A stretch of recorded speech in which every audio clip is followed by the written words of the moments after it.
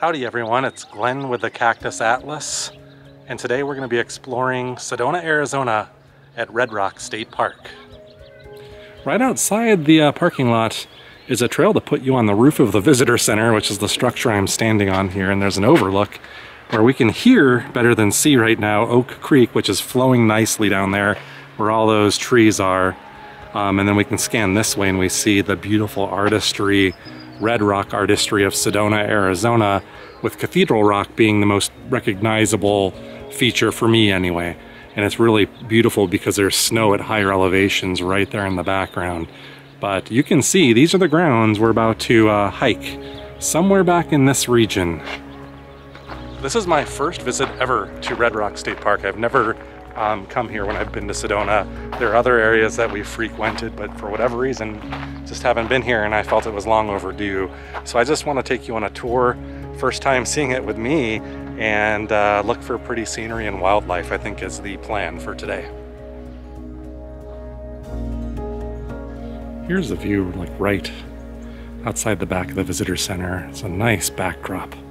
But one thing I'm noticing right off the bat is you don't really get into the Red Rock country, or it doesn't appear that we're going to, although there's about 5 miles of trails back here. Alright, so in the visitor center we learned a little bit about the geology of this place, and what I always like to see are the animals that live in the area.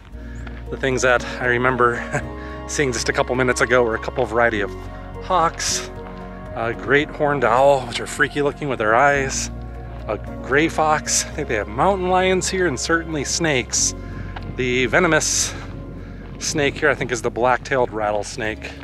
It's early February, so it's a nice cool day. Not quite sure if we're gonna see anything like that here, but as I always say, I would love to. All right, I'm just kind of following the herd today. I think this is known as the Bunkhouse Trail, and I think there's a bridge that will eventually cross Oak Creek. There's another, I think the Bunkhouse Trail also is like a circle that goes closer to Oak Creek on that side. Maybe we'll hit that on the way back. Ah, here we go. Okay, so yeah, this is the bridge that I thought I read about earlier crossing Oak Creek. And now I think we're gonna get into the heart of the park once we cross this bridge here. I was initially a little worried when I pulled in at the gate and paid my admission because the ranger said it's a really busy day here. And there's 2 parking lots. The first parking lot is small, so he said you might have to turn around and do some overflow parking. So I was like, oh, this place is gonna be flooded with people on such a beautiful day. But now that we're getting into the afternoon, maybe the crowds have left, but being that the parking lot is so small, even if it's full, which it was, I mean, there's a lot of people and they spread out nicely in here, so this is quite peaceful. Being someone that's lived in the desert now for over 20 years, these riparian habitats here in Arizona mesmerize me, and I could just stare and look into the waters and the ripples and the movements for hours. I find it really hypnotizing and extremely relaxing and actually a novelty.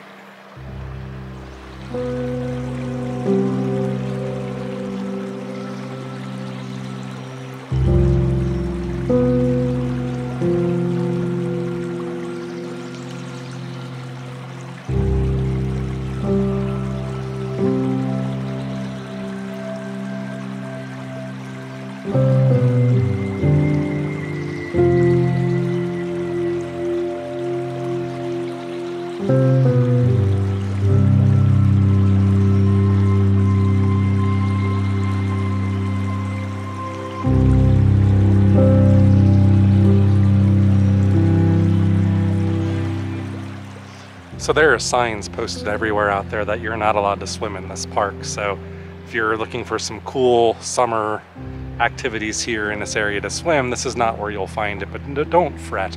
Oak Creek has many swimming holes up and down if you know where to find them, and fishing, trout fishing. I want to hear, I say upstream, they've got some hatcheries and pretty well-known trout fishing.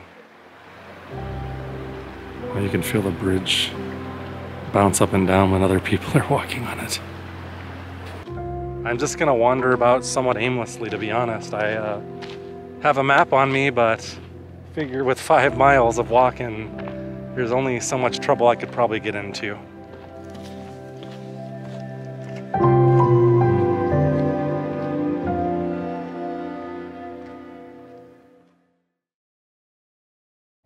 There was a sign near the beginning. I think that was referred to as the Apache Firehouse. I want to say built in the 1940s, so don't know if that it counts as historical yet.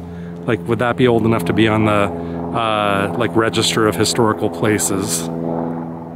Probably not. A lot of giant trees back here, which I'm gonna take a shot at it. Some of them are probably cottonwood trees. Some of them are probably oaks. I mean, those are gigantic. I almost feel like I'm in Texas or something now. So that's, yeah, the Apache Fires Trail back there. I think that goes over by the house. So we might hit that on the way back. But this tree, my goodness. For me, we don't have trees like that in my hometown now. Yeah, if you're looking for just a nice peaceful walk, like a Sunday afternoon kind of thing, this kind of has a botanical garden vibe, just peaceful, quiet like that. And now maybe we're gonna open up to some red rock landscapes to boot. It's my hope anyway. A lot of beautiful plants out here like yucca and prickly pear at times, and certainly pinyon pine and juniper forests, which contrast so nicely, the green with the red dirt. That's one thing I love about Sedona, is that green and red combo that you see all over here. So far this is more of a woodsy type of walk, but here's actually a map I can share with you guys. You can see it's like a bunch of intersecting, relatively short trails, like half mile here, 0.6 miles there. Maybe a little bit longer than I said. Yeah, it is good to carry the map with you though, because you got choices all over here. And you know, really this Apache Fire Trail I think is another one of the loops. So if I continue this way down here, I reckon there's a good overlook or something somewhere. I think I saw one on the map. Maybe that'll be a good goal. I guess I really didn't know what to expect. I did read that there are some pinyon pine forests that you get to walk through, like this. And there's private homes here in Sedona, off that ways. I would say that's maybe my biggest slight regret with Sedona, is it was probably all private property at one point.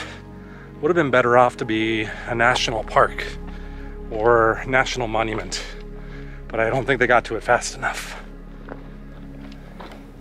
Because as you travel through Sedona, you'll, almost anywhere you go, you're gonna find really big, nice luxury homes built into the landscape in a lot of places. I shouldn't really say that as a blanket statement. There are some wilderness areas back here that we do plan on visiting very soon.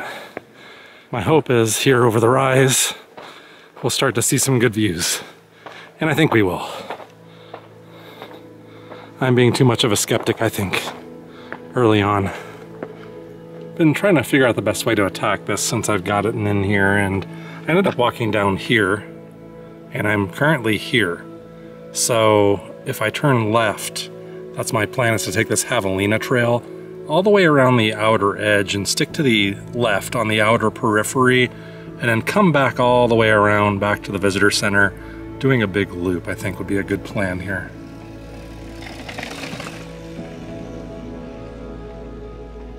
It is beautiful this time of the year though. It's 1:30 in the afternoon, and because it's winter time still, the shadows are already pretty long in this early part of the afternoon. And the birds are singing today, so I'm gonna try to keep an eye out for any birds that look exotic, to me anyway. If you just peek through the breaks in the trees, the beautiful scenery is there. And we're getting up higher, so it's easier to see it now. Wow, that's spectacular.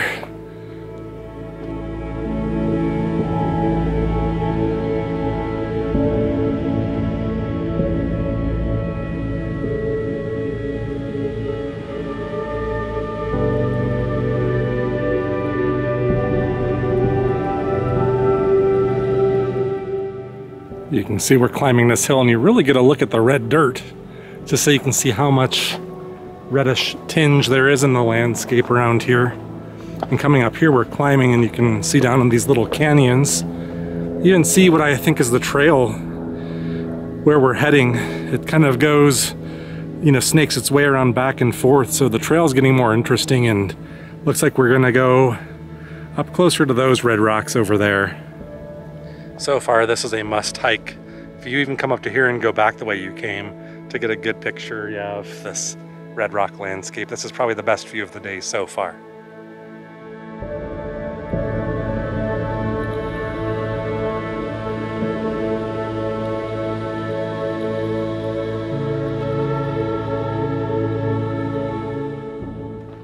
I don't mean for what I'm about to say to sound whiny or negative in any way, but so far, if I have to be honest, it's hard to complain about beautiful scenery like this and beautiful smells like this, because you smell the pines. It's wonderful. But as for video making, the Red Rock scenery is a lot further away than I thought it was gonna be. Not that it's really far away, but you know what I mean?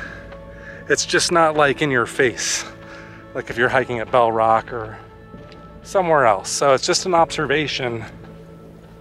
There are other trails that get you a lot closer to the scenery, if not inside of it, if that's what you're looking for. So that would be my word of advice to you. If you're planning a visit to Sedona, you want to be climbing up on rocks and hanging out up in them, this may not be the best park so far, but you do get fantastic backdrops, so there are trade-offs.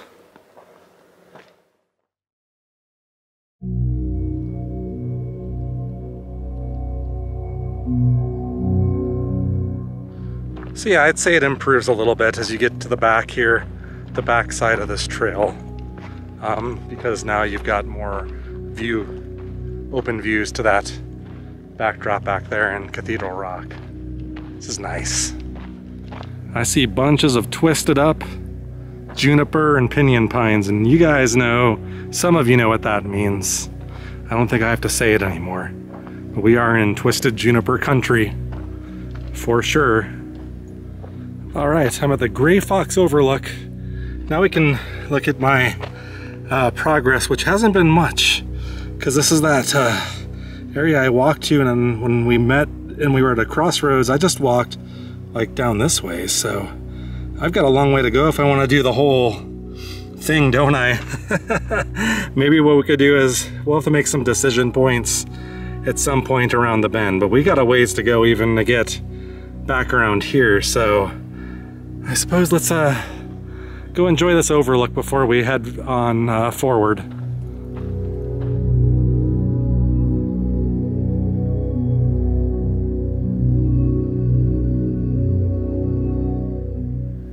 Almost hear the lapping of water. It's like beyond that tree. Let's see if we can sneak around and get a look. The sounds were from around here. Somewhere back in here. Definitely hear birds. My best guess, I'm gonna say it's birds at this point. Because if there was something down there, I think I'd see it. But you never know. The most common thing that I've seen on my journeys back here, or in similar areas I should say, have been mule deer. That's usually the thing. I don't even want to say exotic, because I see a lot of those. But something you don't see every day where I live. So if we were going to see anything, that would be my bet. I need to have my bucket list of wild animal sightings notated somewhere. A checklist that I could check boxes off. Trying to think of some of the things that I would love to see under the right circumstances, mind you, and among those would be a mountain lion in the wild. I'd love to see that. It would be a very rare thing, a rare event. I'd like to see a black bear. Would like to see any species of rattlesnake, and Gila monster would be another one in my general region that I'd like to see. Trying to think of what else. I don't think I've ever seen a fox either. Wow, now that is a flat surface. That looks like the kind of thing where you would find petroglyphs. Like it seems almost too perfect. But I don't see any on there. I do see some scribblings here, but I'm gonna bet that that's from modern etchings, modern people trying to leave their mark. And there are tiny little creeks and tributaries all needling through here. It's a really pretty area. The more I sink my teeth into this, the deeper we get, and the further away from all the homes that you see on the horizon, you really kind of start to feel like you're getting away from it all finally. So now we're in the backside of the Apache Fire's house, which is right over there. I almost feel like I should go up there to see this more closely, see what it's all about. One of those times where I barreled through and didn't read in more detail what this is about, other than it sticking out that it was made in the 1940s by some couple. That's all I could tell you. But now it looks like it's just all fenced off and I assume not in use, which is kind of a shame. Wonder if they have or plan on opening that up to the public to tour. It's a beautiful house. I would love to live up here. There's some really nice views over here. Look at that. This might be the view of the day. Let's go take a closer look at this.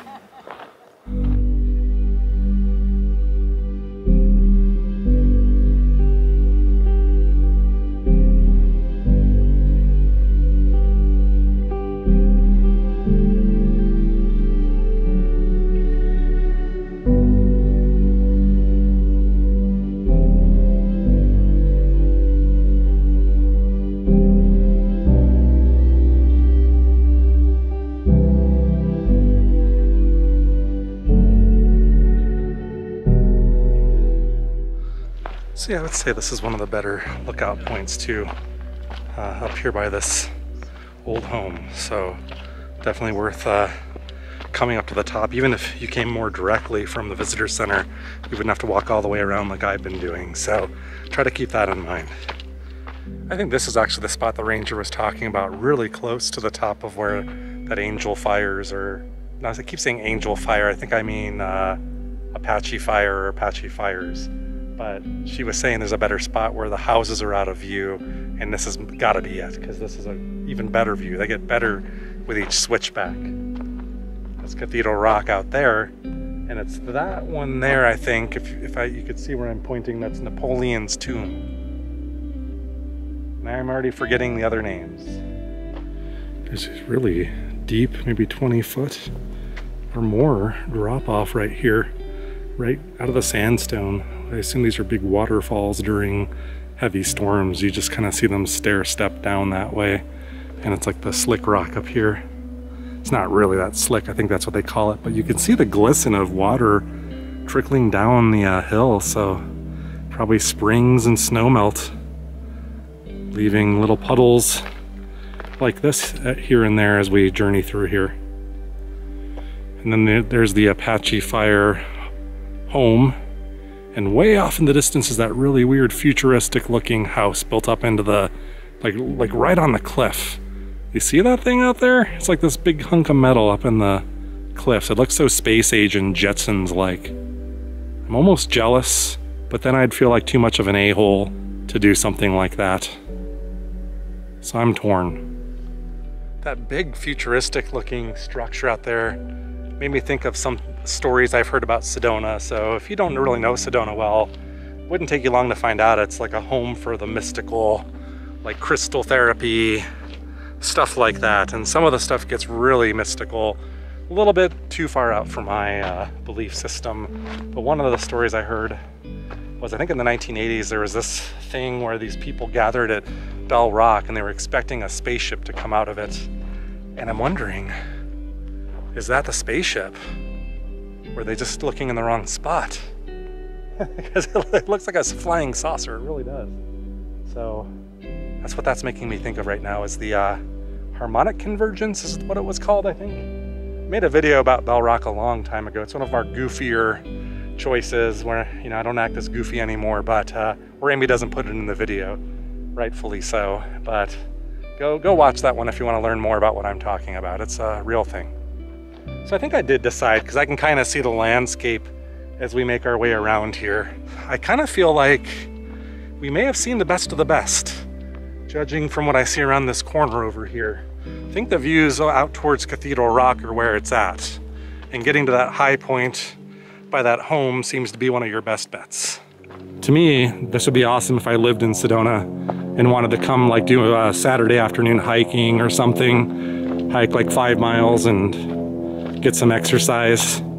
That's probably what I would see myself doing with a relatively cheap state park like this. There are regional parks that cost more than this to get into in Arizona. Believe me.